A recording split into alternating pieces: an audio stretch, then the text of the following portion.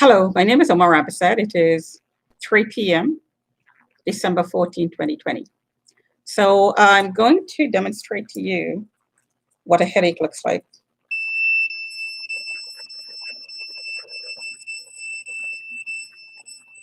An eye pain, vertigo. Now I use magnets, which is why I'm not horizontal. Magnets in the air will protect the air. It shields the air from these signals entering it, and what these signals do, depending on the power, it can actually puncture your eardrum, or it affects the tiny hairs that serves as the channeling mechanism to drive the frequency into the air canal. So it interferes with those, and also it interferes with the fluid that's in there. So, and you can get ear infections, of course. So magnets help, and helps with the pain as well. As I said, that's the reason I'm not in bed. So my eyes are constantly dry. So I use tears, artificial tears.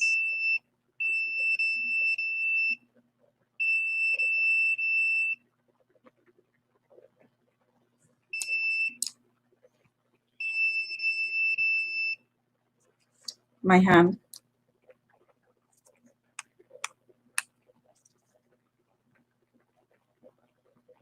And the power just decreased, but you could see the reading.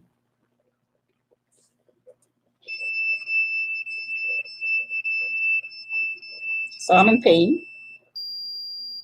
So I'm just going to take my blood pressure. Chest is tagged.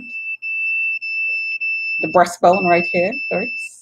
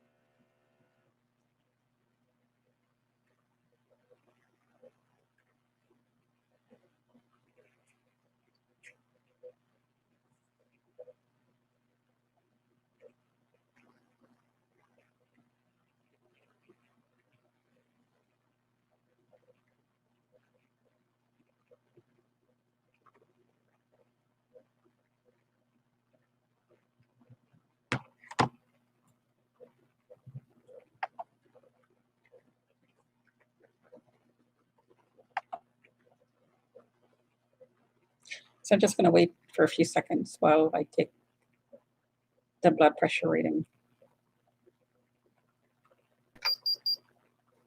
So it's 121/76, so not too bad. The PI, that's because the power is on and off.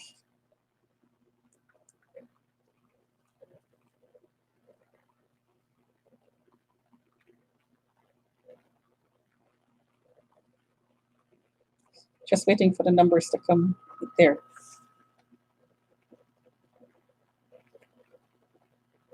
'97. The PI is 6.3 right now, unchanging. The heart rate is 69.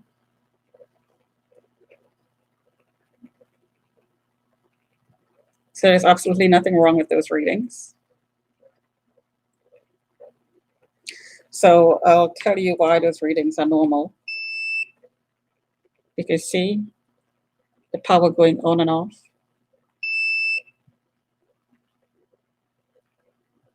When it's continuous, you get a high reading.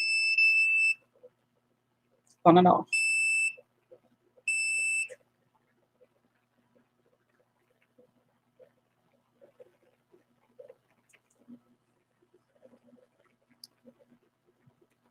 And the hands were tagged a little while ago, and now it's not.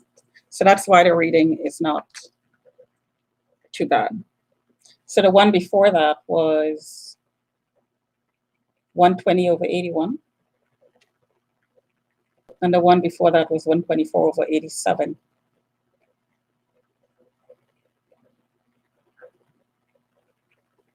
So I'll continue taking my blood pressure readings as I read this article for you. And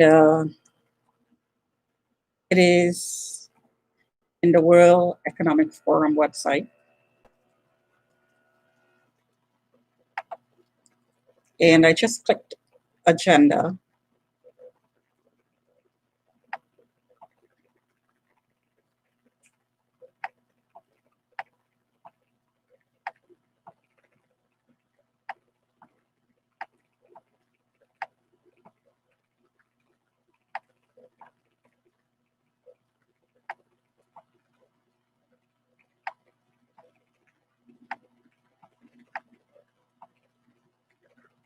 Just waiting for the reading to come in.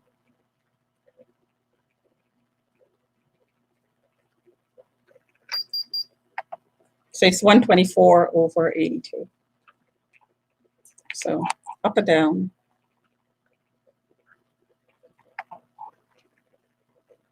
Up and down. So the ones before that.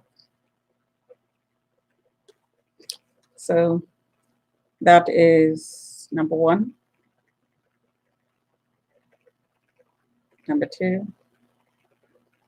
Number 3 on the 14th.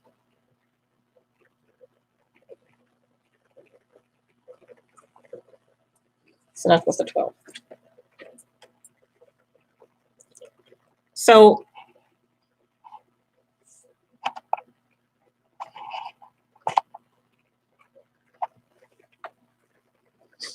as I indicated in my tweets, there is experimentation going on in the building.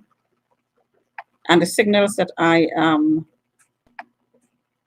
documenting and live streaming, I'm documenting them live. So there is no playing with the numbers and the readings that I'm showing you. It's live. There is an article here. I'm trying to find it here because the browser closed on me.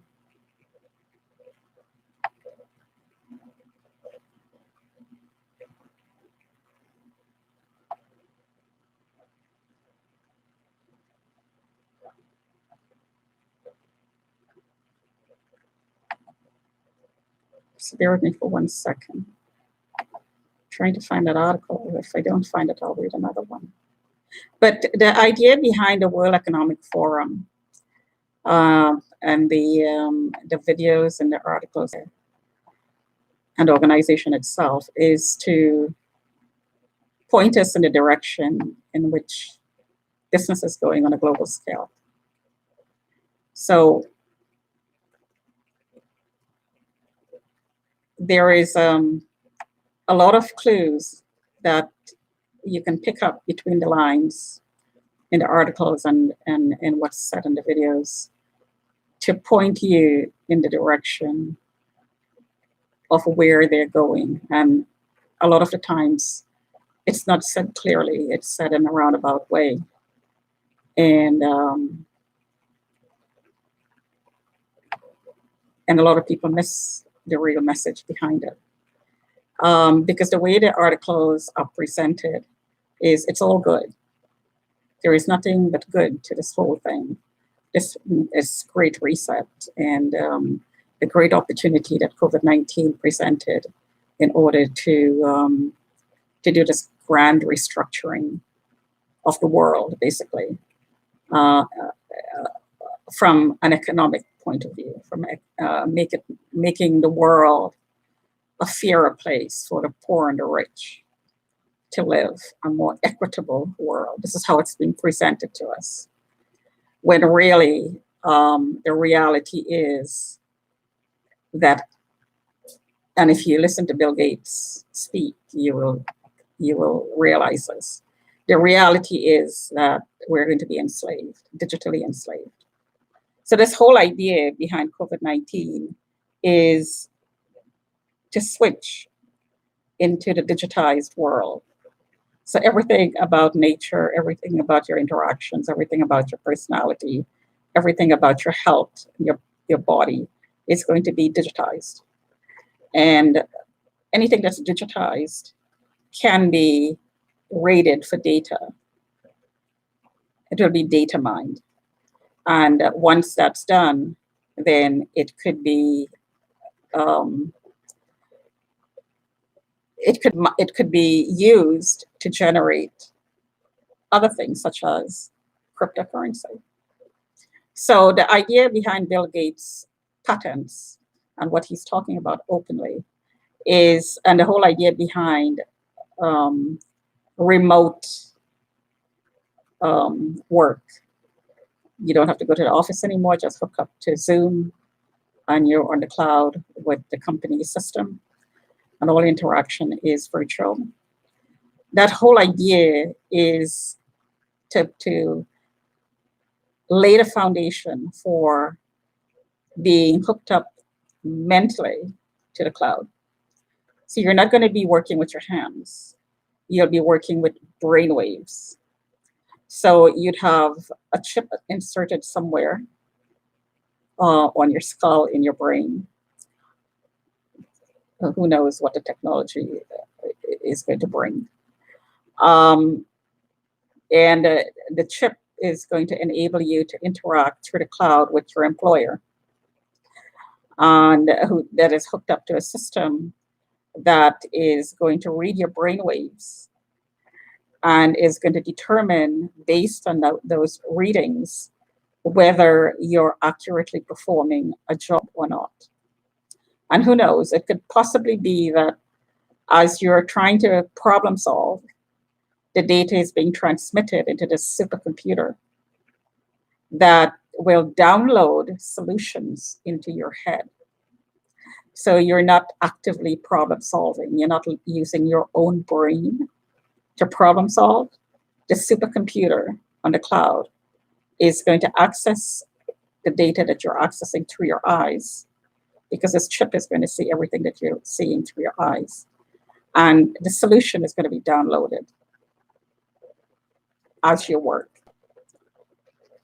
These are things, of course, it's not going to be said outright in some of these presentations in the World Economic Forum website, but it's done step by step by step by step by step.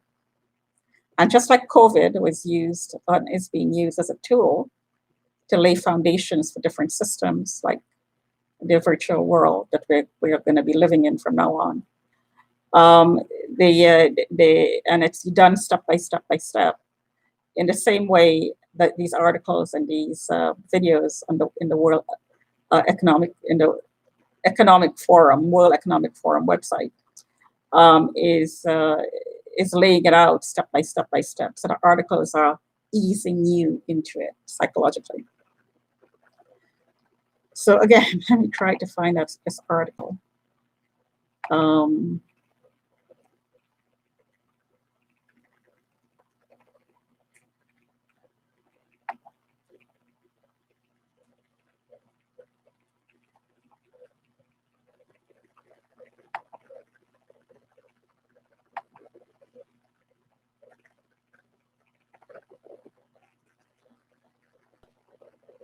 Well, let me try this one.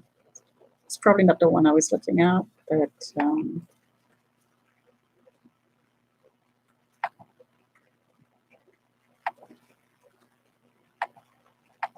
no, that's not the one. I'm sorry.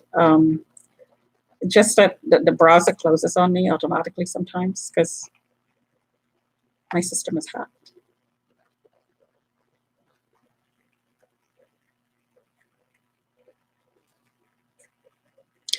The article I was going to read was along the lines of what I just said.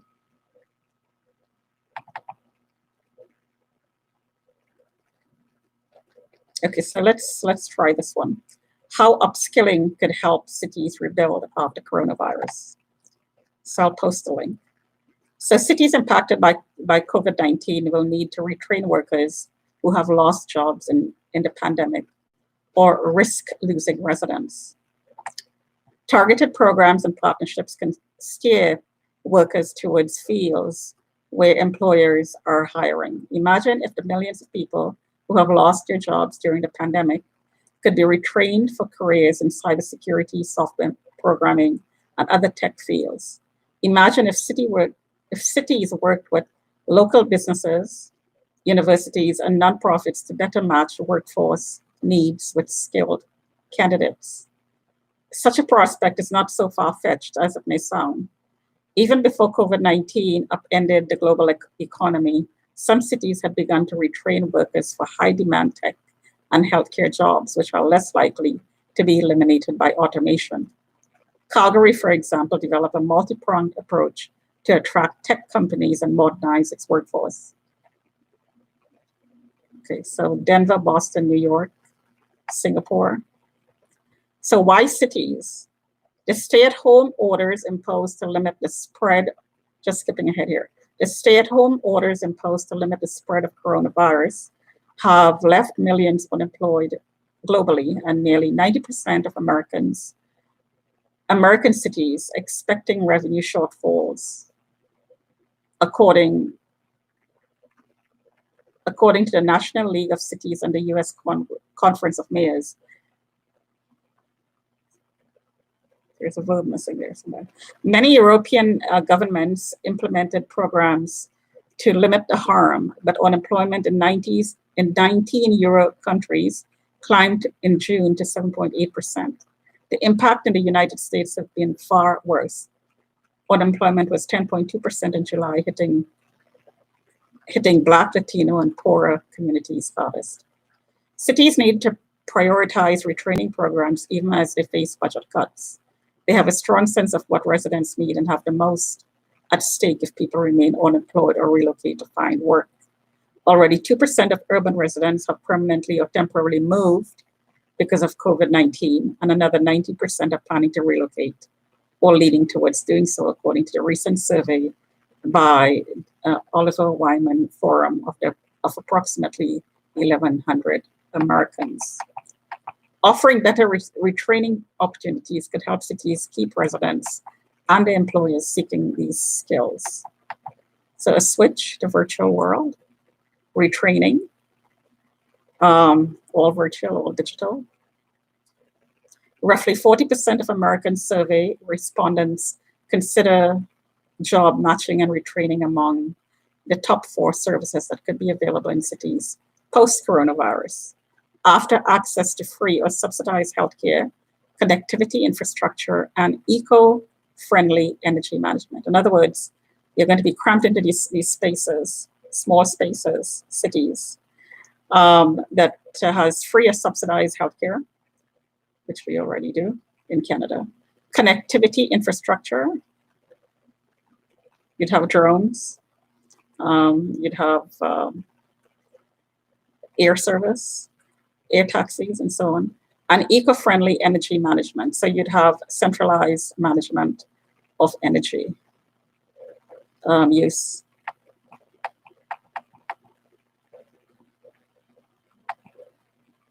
Americans say community housing and cost of living are the primary reasons they are not moving. So a lot of people are staying in cities.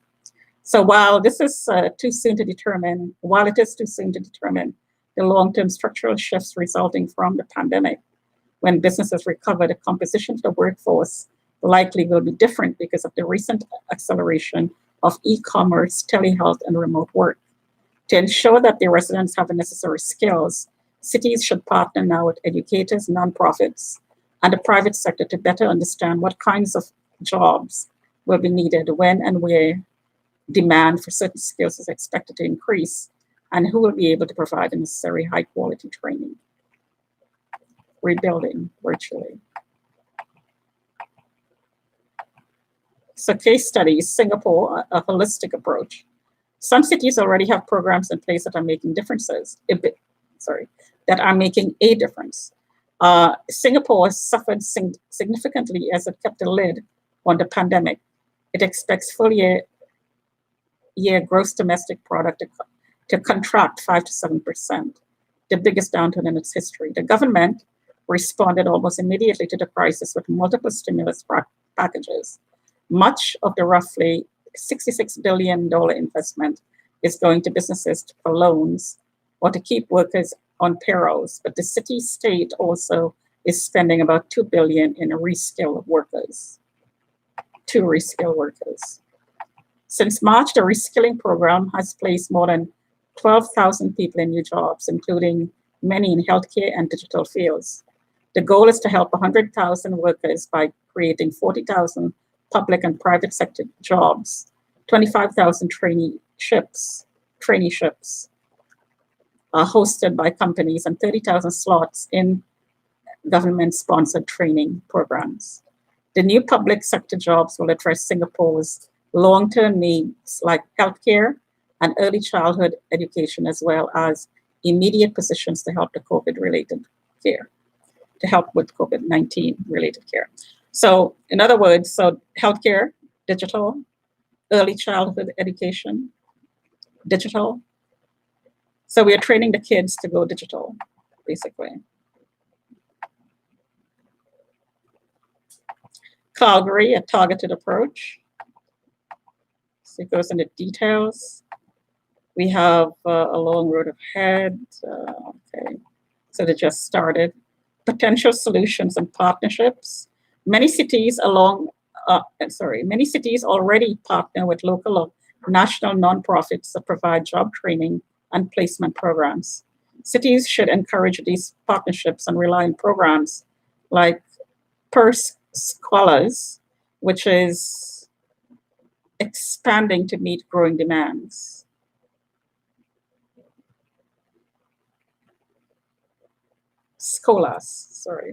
That's per Scholars. The 25-year-old organization offers free tech training at 14 locations in cities like Atlanta, Detroit, and Philadelphia, but 40 to 45% of these participants have a high school or equivalent degree, and the remaining have at least some college or graduate school education. Much of the cost is offset by revenue per Scholars receives by creating customized training programs for businesses, enabling it to create a more sustainable model than just relying on government or charitable just contributions. So we're training lower educated people into the digital world. Reset, it's the reset. So, so this is the way the cities are going. Again, not a whole lot of detail, nitty-gritty. These are just in general terms. But it's when it gets down to brass tacks is when people are going to feel what it's really all about and how it's going to unfold. Because once you're trained to do everything digitally, and the city is only going to be a place probably for certain services, and the rest of it is going to be done from a home-based station.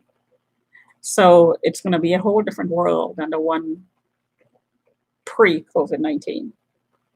The city is going to be a different place. While a lot of people are living in it.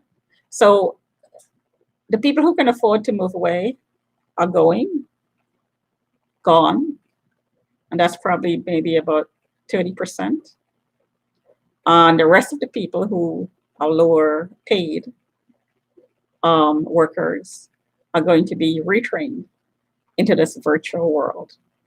And most of these people, because they can't afford to go anywhere else, are going to be living in the city and are going to be in this infrastructure, in this digital infrastructure called the city. and controlled by it. But if you listen to the words that's being used, it's written on a higher level. But when you get down to what it really is all about, and then when you read between the lines and you get the message that it's sending out, you will see that it's actually geared towards keeping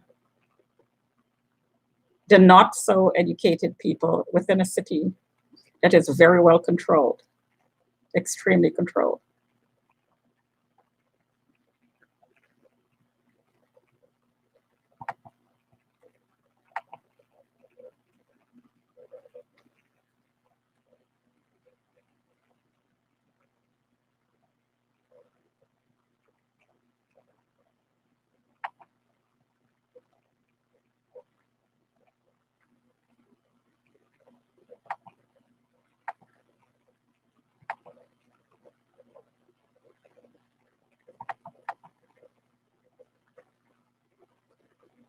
So just to give you some of the areas, I didn't read this before.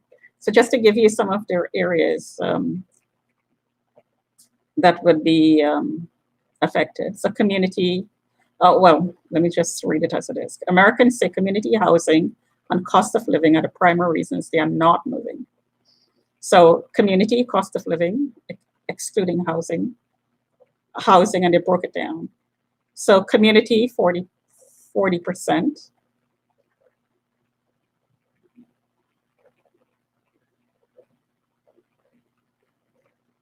Cost of living, housing, healthcare access, employment opportunities, public safety, population density, warmer climate, air quality and green space, education opportunities, COVID-19 response, arts, culture and entertainment, transportation infrastructure, social service programs.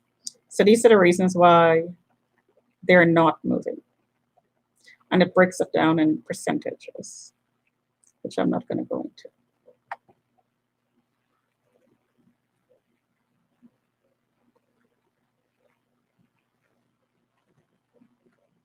So there is a link on this article that links into another one that's called, that's titled, "To Build Cities Fit for the Future, We Need to Think Differently." So let me just scan this because I didn't actually read this before. Our ever-growing cities are responsible for the majority of carbon emissions. So Trudeau came out with a carbon tax. It's time to look at urban infrastructure in a new light. With collaboration and collective vision, we can leave a legacy fit for the future. Sustainability.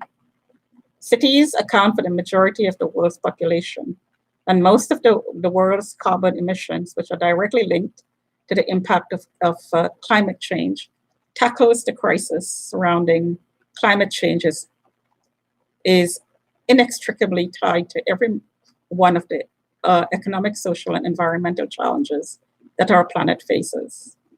Sharing knowledge of the solutions being implemented by progressive cities in arresting and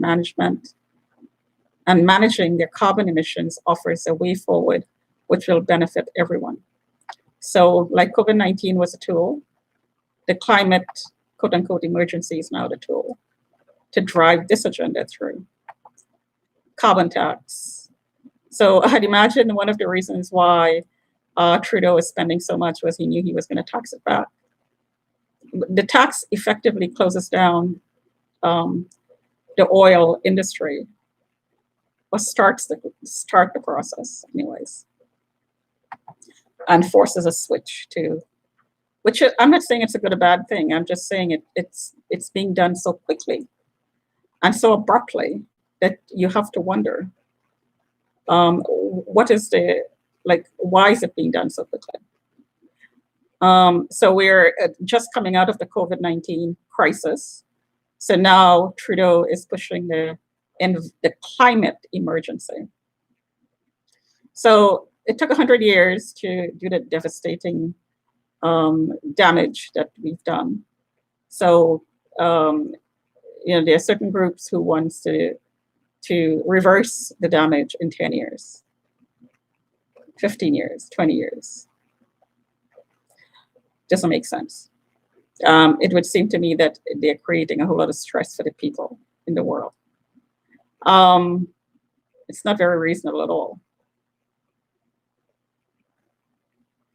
So the research into our carbon-dependent economy is alarming. The UN, and here it goes, fear. The UN Intergovernmental Panel on Climate Change has warned that we have just 12 years to act to avoid the worst effects of climate change. And here we go again, just 12 years. Research from 100 resilient cities has estimated that the total area of cities is expected to double by 2070. In the developed world, much of the civil infrastructure is aging and no longer fit for purpose, while in the developing world, it is often missing entirely. The World Economic Forum has estimated that the globe will face 15 trillion infrastructure gap, a 15 trillion infrastructure gap by 2040. Today, we have the opportunity to look at cities in a new light as the focus of future economic growth, where the next generations will live, work, and play. Enabling our future cities to be resilient to the predicted impacts of climate change and to become carbon neutral will involve a different way of thinking.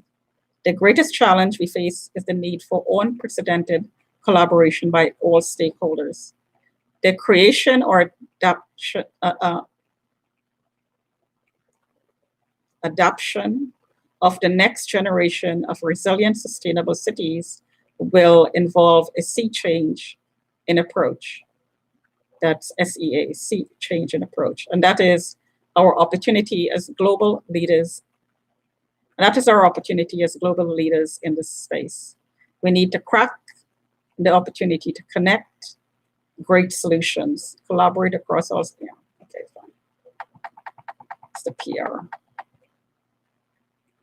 We are not started with a blank sheet of paper. We are not starting with a blank sheet of paper. However, solutions do exist, okay. Keep in mind, these changes are being driven for money. Digitization of our lives is not necessarily the best thing for a human being. It is a system that enables control of a human being. It's not necessarily the best thing for the spirit of a human being, which is my point. We're not going to be human beings. We are going to be transhuman beings, transhumans, because we're going to be interacting with robots. So therefore, we're going to be part robot. So speaking of holistic approaches, if the world was going in the right direction, and in my opinion, this is not the right direction, there would be not only the money side of it being talked about, it would be taking a holistic approach to a human being. So that means all the levels of needs that we have. So the economics of this that's been talked about here is only taking care of our physical needs. You know, how we generate goods and services to satisfy our basic needs. And education, the education that's being talked about here is geared towards how to make goods to satisfy our needs. It's not education to empower us. It's not education to grow ourselves intellectually and to fulfill our potential. It is education to suit an economic paradigm, a digitized world, the new economic paradigm that's based on digitization of everything. And of course, this is not being said here. It's what's not being said. And most people are so stressed out with COVID-19. It's like, please, please, please give us the vaccine. Never mind what the fallout of the vaccine may be in 10 years or with your children. They're desperate, which it was made to happen. They're not concerned about what's being said here and where this is going, because this is being done at a very, very high level in our world. People with trillions of dollars are sitting down and are designing and talking and managing this agenda that's being pushed through on the world's poor backs. It's the poor people that's going to not survive this process, as we're seeing right now with COVID-19. It's the poor people who lost their jobs, lost their homes, are killing themselves with suicidal, through suicide attempts, committing suicide, I should say. The kids are being prostituted, they're being turned into sex slaves. You see an increase in illegal sexual trafficking. And some consent, quote unquote, are forced.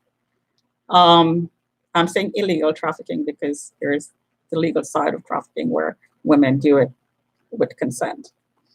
But kids, women who don't want to be trafficked are getting forced into it because they need to live.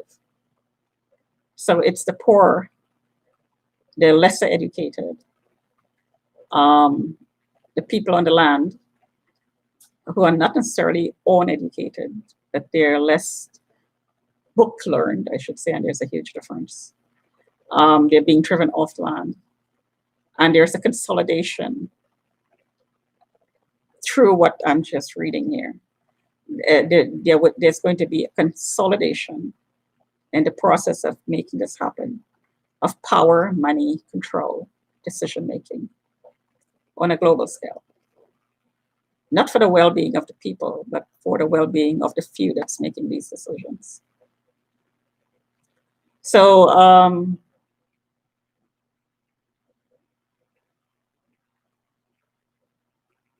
so every city has assets which are contributing to carbon emissions.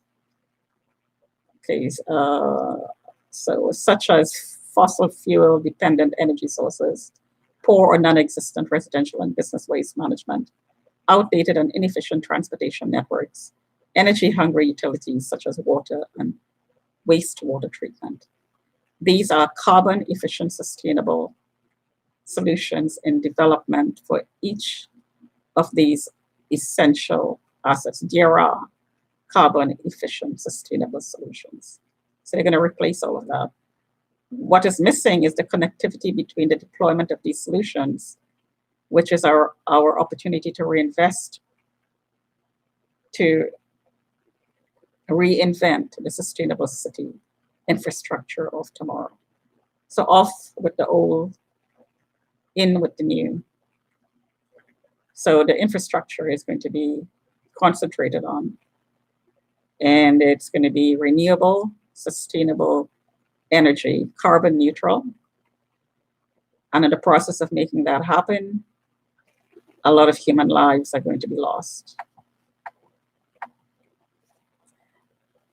And it's going to be done quickly too.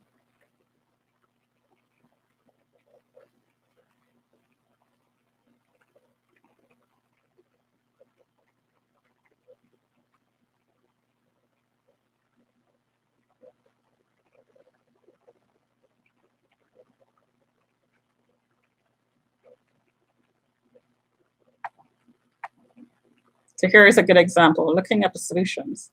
So here is an example of a solution. New York will become the first US city to implement congestion pricing, charging drivers to enter Manhattan. A month ago, Los Angeles launched the most aggressive US city-led sustainable transportation plan. By 2028, all new cars and all city buses are to be electric. This commitment is accompanied by a congestion strategy to address the infamous Los Angeles traffic. So the taxi drivers are going to be taxed.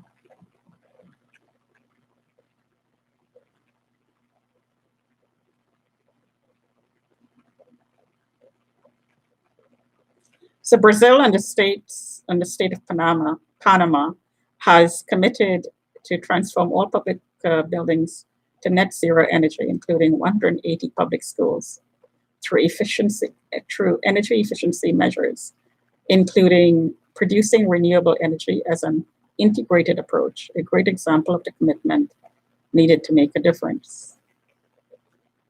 A lot of pretty words. So through energy efficiency measures, didn't go into detail. And last, the historical foundation of any city is centered on its sources of water and power. Technologies have existed for decades to transition from fossil fuel to renewable energy. Germany has shown the way with a commitment towards renewable energy from wind for many years. Okay. And there's nothing wrong with that. I'm just saying that it's such an abrupt thing to do. And for 10 years, in 10 years, they expect this change. And a lot of people's lives are going to be disrupted and they're not going to be able to live.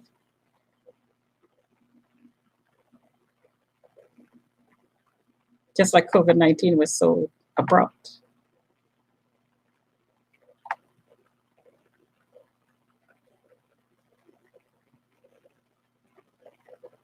And anyway, so you could go in and look at some of these articles. As I said, it's written on a very high level, and there's a lot of pretty words and a lot of general statements. Very nice words used to say some very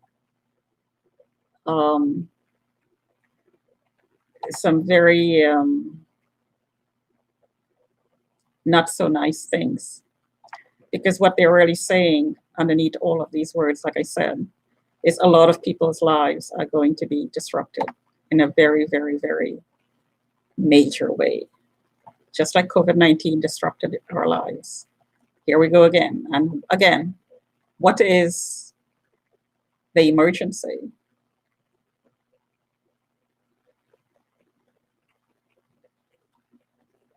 I would suggest that the emergency is not a real one.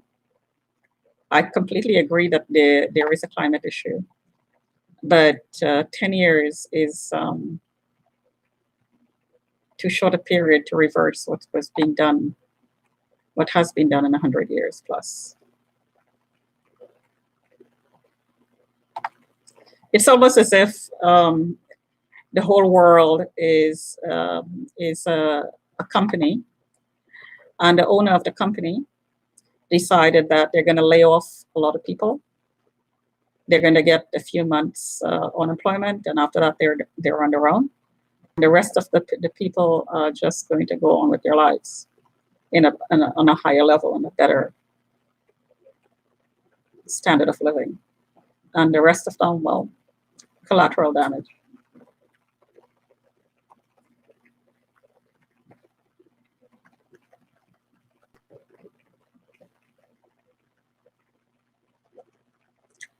Okay, I'm not going to comment. What do you think about the Saturn-Jupiter alignment? I'm not into that type of analysis. I'm not going to say I don't believe it. It's not something that that resonates with me, let's just say.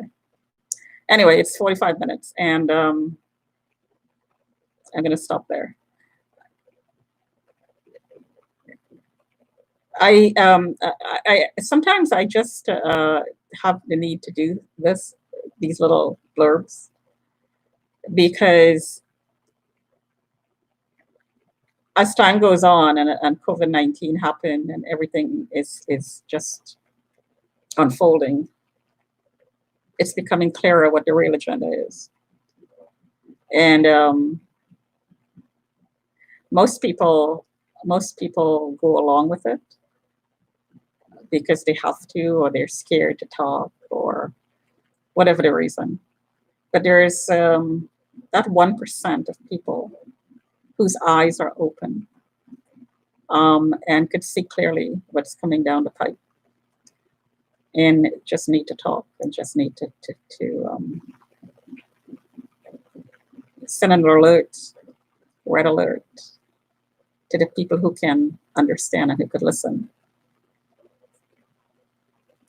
Like sometimes in a war, you can't save everybody, but there are a few that you can save. And sometimes you just have to concentrate on those few. Talk to you another time.